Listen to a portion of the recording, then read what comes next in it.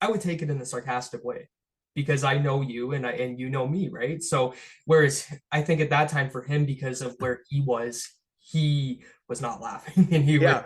So yeah. there's a lot that went to it. By the way, how did you watch the whole Punk interview? Originally I saw it on No, TSN, and like then now it's recently. on YouTube. Okay, Someone had it on YouTube. because I probably should have watched my own interview in advance because I mean that's 8 years ago, and when you do a show every day, you tend to forget a lot about yesterday's show because, and this is sort of a lesson for anyone who performs anything. Every show you've ever done in your life doesn't mean anything because you can't change them. The most important show is the one that you have next. So you do an interview, you do a show, and then regardless of whether it was amazing or terrible, you try to learn from it, but then you Absolutely. move on. So you need more background though. So the CM Punk thing, he was in a studio and we were doing what you call a double ender, right? So I'm in our studio, he's in his studio. I think in this case, he couldn't see me, but I of course could see him because we were taking in his feed. And we talked for, I don't remember how many minutes, 5 minutes, 8 minutes beforehand. And, I said, look, do you know anything about me? And he said, yeah, I've seen your interviews with so and so and so and so. And I said, good. My goal is to try to get the you away from the character you and learn something about you.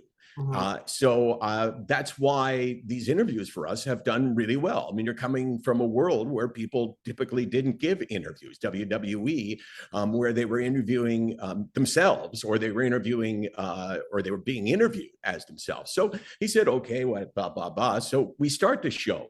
And I loved that pack. I thought he was going to love it. When I said something like, and you could actually you could play it on this show and we could hear it, which would be awesome, I think. Now I don't know if you can figure it out technically to get it up now and play it now, but it's something that I would love to go through with you because I thought it was really some good work that we did, and I thought he was going to laugh. And when we played the pack and then we came out of the pack, so I'm looking at him as you were, and I realized instantly, oh, he's pissed. He did not get the joke. Yeah. He did not. And like I thought to myself, how do you not get the joke? You're a vegan. And I said, you're fighting Chef Boyardee. Like, how is that insulting? In what way? I'm gonna So try to find an excerpt of that video too to get it up one day. If we do another show one day, I'll have it up and ready and we could dissect that because it was freaking awesome. so I thought, okay, well, this is not trouble because a confrontational interview can be great, right? I mean, I've told you before, the only bad interview is a boring interview.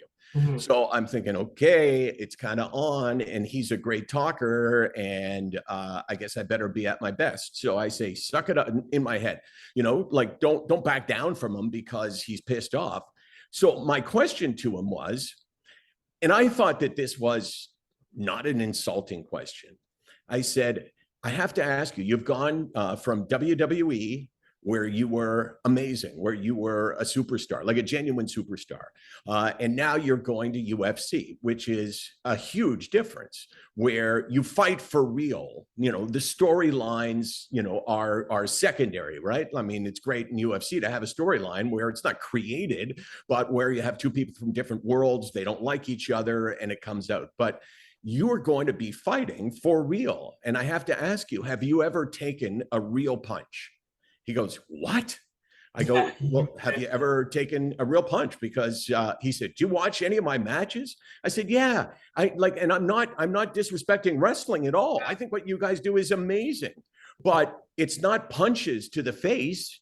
It's not guys putting you in an arm bar and they're going to break your arm unless you tap out. It's totally different. And then from there on, it went from bad in his mind to worse. And you know what he was super pissed off about? He was pissed off that he said, oh, you would have seen this. You're all my friend beforehand. And then we come on the air and you got this big act where you're really tough and you're asking these questions. And his tone was, that's okay. Yeah. Okay. That's what you want to do. That's okay. And it's like, God, how did this go so bad so fast?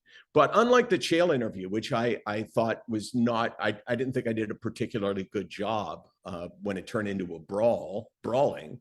I thought that what I did with CM Punk was perfectly in line with what an interviewer should do. And the fact that he was upset, I thought was a reflection of him acting like a baby. Yeah, and that's